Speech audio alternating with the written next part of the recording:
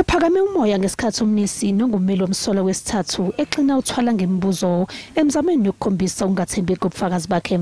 Initially my question was, why do you say that in what this person said there was a sutu, there was some sutu, which word you use in your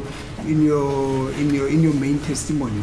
Ngesikhathi ngibhala statement I research ukuthi lo muntu ufune imali ne-cell phone, and I cleared ukuthi imali ne-cell phone is an English word, but engikushoyo ukuthi ngoba kangasiyena umuntu omhlophe lo ayengibuza lo kakumuntu omnyama, so that's why ngisho ukuthi lo muntu wakusho ngesizulu ngasho ukuthi mhlawumbe hayi ukuthi umsuthi, but ngoba manje ngicabanga ukuthi indaba mhlawumbe ngoba ngithe gold angisho kanjalo, but it was towards isiZulu kakhulu.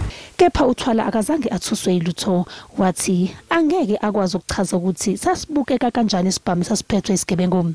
Ngisho noma sekubekwe phambi kwakhe ukuthi wanikeza amaphoyisa istatement sokuthi isibhamu kwakuwuhlobo lwe-revolver endala.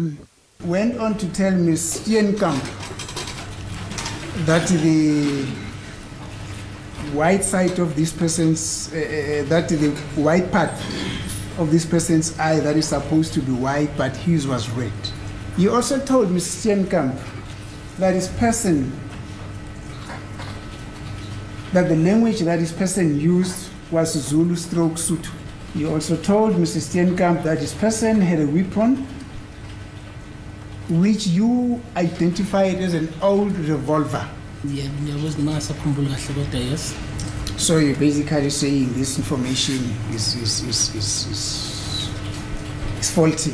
Njengoba ngisho nje ukuthi angikhumbuli ngitshela ukuthi it's an old revolver, ngoba i-old revolver ngazi ukuthi ngizothi old revolver into enjani.